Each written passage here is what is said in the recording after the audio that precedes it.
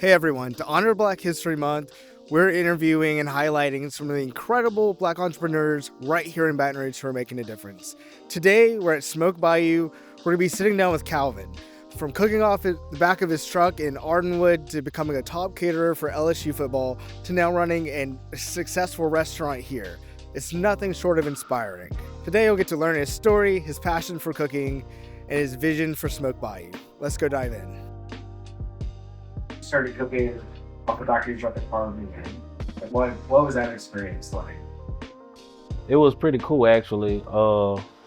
I like just before that I was in Africa. I used to work for this specialty company where we traveled the world. And I was diagnosed. I got not diagnosed. I got malaria and I was dying. And it was the beginning of the pandemic. So they didn't really know what was wrong with me. But they did the blood work and then they found out I had malaria and then it went from there. So they told me to kind of take it easy. So I took it easy and my cousin actually had a snowball stand on Ardenwood right there. So I used to go hang out, eat snowballs all day and we get in little arguments like, man, you can't cook and you can't cook. I'm like, all right. So then I started bringing my little stuff out there, started boiling meat. Then I started selling out and then started bringing my grill and I was doing like $10 rib plates. And it just kind of took to saving my money. Truck. When I was cooking on Ardenwood, I used to have to prep at home. So my wife and my kids, they was little, they had to clean up my mess. So I used to have to kind of cook everything before I left because I didn't have nothing to cook on.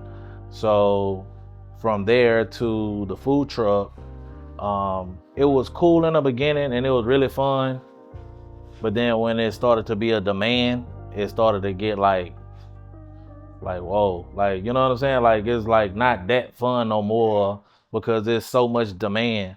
Well, I used to get up like 2 o'clock in the morning and go cook on it because all I had was one grill. And then get up at 2 in the morning, then I make my sides. And then we hook up to the truck about 10:30 to head out to my little spot. And they'll have like 20 cars already out there just sitting waiting. So then it got to the point to where it was like, okay, this is like kind of too much for me. Yeah. Because I'm like really, I'm like the brains, everything, but I really don't have the help. And it was kind of, I'm like, man, I'm about to go back to work. Like, it was just too much for me. Cause you have to like again, cook in the morning, hook up, go sell food. Then once you finish, take it back, off hook it, clean it. Then you gotta go shopping again for the next day. You gotta do that every day. Never stops. It never stopped. And it was just like, man, it's just like too much. And then I found this place and I called in and then the guy, Mr. Will, he a real nice guy. He came and we walked the place. And this was the room, that was the room, that was the room. Where she took your order at was the bathroom. That was the tub. Okay. So he was like, I said, man, I'm really looking for like, somewhere I could have dine-in and everything. And he said, well, I mean, you can have people eat in this room and people can eat in that room. And I'm like, nah, that's kind of ghetto. I don't want to do that. And then he said, I'll tell you what, just draw something up and let me see it. And I might let you do it. So I drew these plans up and he said, hey, go for it. So he let us knock down all the walls. We put the beam up to support the ceiling because we took that down. Yeah. We knocked the walls out. Over there, did the bathroom. I got a video to show you too. And we did the recess lights. I did painting. And then this is what I come up with. Dude, it looks amazing. You put the work in this place. So what I did was I took a hit because I used to do really good on Florida Street. When I got all my permits, I used to do really good right there. But then when I started to want to come here, I had to bring my food truck here. So it's like, okay, I'm not going to be able to be two places at one time. I'm going to be here. So I got to get all my customers to come to me. So I took like a hit. I was digging myself in a financial hole because nobody was coming at all. Yeah. Like I might get like 2-3 customers a day. But I just believed in what I had, so I just kept going. So we had a food truck right here in the front, and then me and my friend Elliot, he do construction and he an electrician. Me and him will be up in here fixing, breaking down, tearing down stuff while they out there selling the food. but we didn't get that many customers, so it wasn't like that bad. Yeah. And then I have a lot of like I'm in with like LSU, so a lot of the football players I was real good friends with, and they come here a lot. And then it got around to the nutritionist coach. Then he talked to me, and then they started letting me feed the team. So we do like post game meals for LSU football, and now I do LSU basketball, football, baseball, and today I got a call from track. I got yeah, I got a call from track today, like about 1 o'clock. So yeah, so we do track now too, and that's why I got all the LSU stuff in here because they support me like they support me like a lot, and Yeah. So, what's it like feeding a whole football team? it's cool. Relationships develop. With my food truck. So after the national championship, I used to cook for not for, but it's a guy named Kale. He throw these parties, and then it's you got Kale, and then you got Nord Fit. He do the workouts and stuff. So I'm jamming with them. They used to throw um these day parties, and they asked me. They was like, "Hey man, I heard your food was pretty good. We like you to come over, and cook for And I'm like, I don't do clubs. I don't like drunk people, this and that, whatever. He was like, it's during the day. So I'm like, all right, cool. He like it's 4 to 10. So I started going out there. So a lot of LSU football players go to his party. So one of the guys, this one, a blue check on Instagram kind of meant something. Yeah. You know what I'm saying? So I got a message from somebody with a blue check, and I'm like, man. So he was like, hey, your food look pretty good. I'm coming by tomorrow. So he came by and he posted it. And then this was before all the NIL deals and everything. So I used to always get them their food free. Okay. Yeah. I never charged them for like all the LSU football players. I gave them their food free. I never charged them. And then it just came back tenfold for me to cook for the team and everything else that I do for LSU, just by a nice gesture, because college kids don't got money. My son was in college. I know he barely have money, so I used to give him their food free, and it just came back to me. You bought like a whole smoker. Do you get me to like beat them first game? I did. So I found one of my friends sent me a message on Facebook and was like, "Hey, look at this smoker." And I'm like, yeah, that's nice. And then somebody else the next day saying, hey, man, look at this smoker.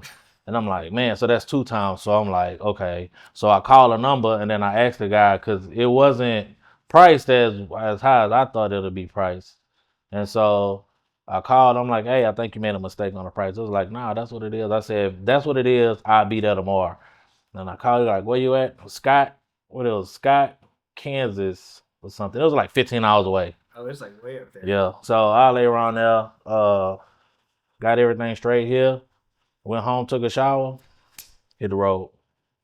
Great. It was like, you know what I'm saying? So I went, got it, and get back.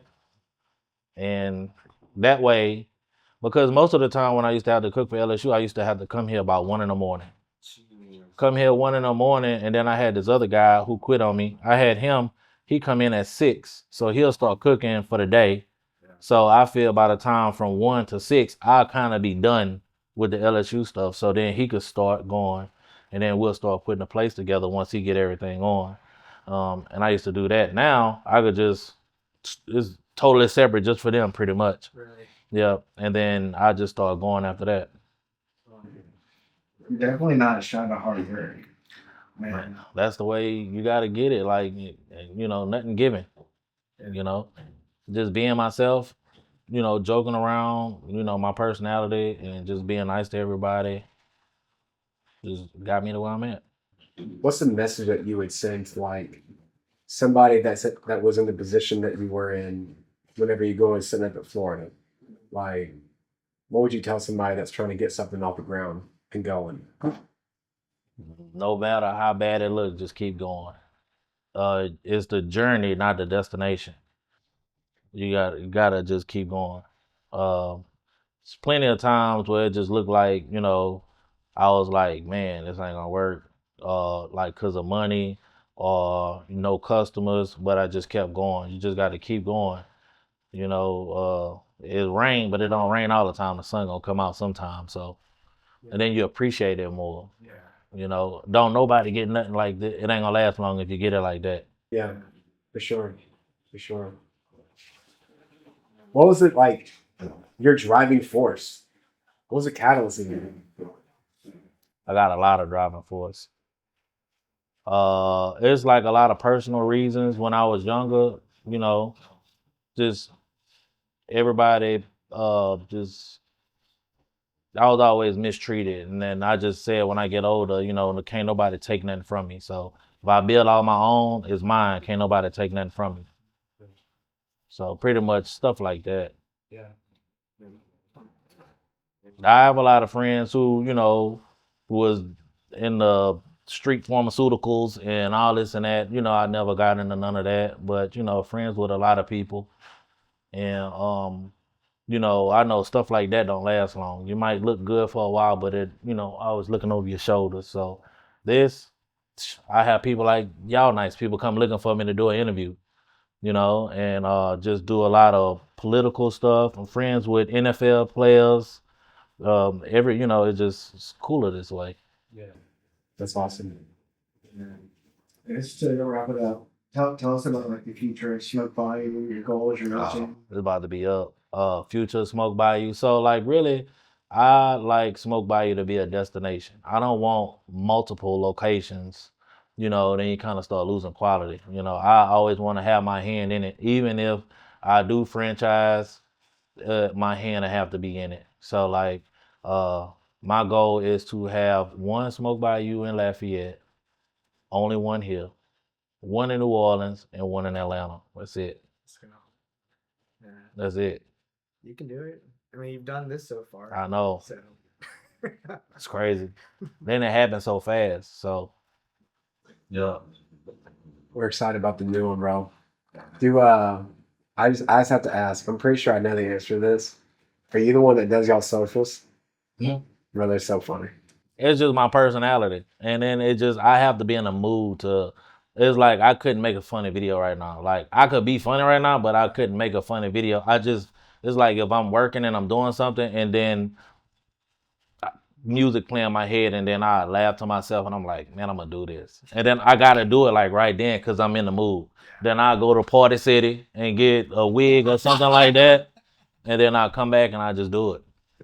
I got a lot of little skits in my head, but it just gotta be the right time to do them. You know, that way it's genuine. It's like I'm not trying to do it, it's just genuine. Yeah. Yeah, I got a lot in my head that I want to do, I just haven't got to doing them yet. That's so funny. No, they're great. I think they're great, man. Well, what would you say out of all like the things that you make? What's like your? Do you get tired of that kind of food, or do you still have like a go-to like that's my favorite meal? That I like to eat? Yeah. I like red beans. Red beans. I like red beans. I like wings. Wings, hot wings. I love hot wings. I can eat wings every day. Yeah. I love pluckers. Don told us you made like 4,000 wings last year for catering job. That was me and Don. Yeah. D-Ray, tell them about the wings. They asked about the wings. We stayed up like 36 hours cooking all those wings. 30 day and a half. hours. A day and a half. 4,000 weeks. No sleep. No sleep. I'm telling you, it was ridiculous. Say. No. And you don't have to say an amount. Was the job worth it? It was worth it. Yeah. Nice. I ain't gonna do nothing that ain't worth it Right. at all. Right. All money ain't good money, and if it ain't worth it, because it take a lot of work to do what we do. So if I don't feel it's worth it and we don't get compensated right, I ain't gonna do it at all. Yeah. Out of the stuff that you serve on your menu, what do you feel like is like the peak?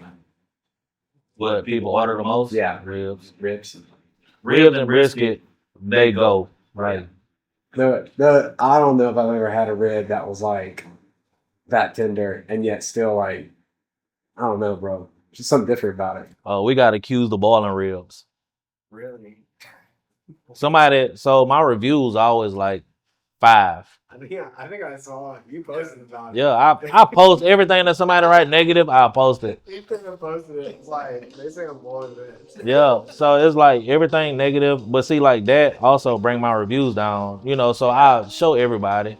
You know, like it's like, man, you know, you should have 5 reviews. Well, this is why I don't have 5 reviews, because you got somebody who can't do what I do, and then they might like another establishment, and then they'll down talk mine to bring my reviews down. So that's what people do. So We work so hard to get it. Yeah.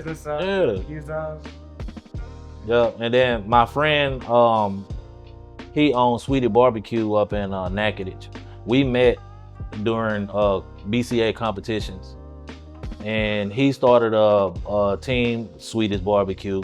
So it's him, myself, it's another guy, Cheese, he from Atlanta.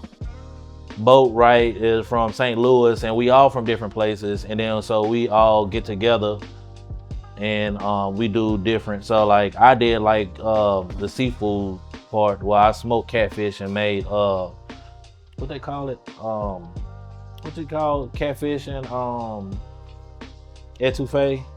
It's a name for it, I forget now.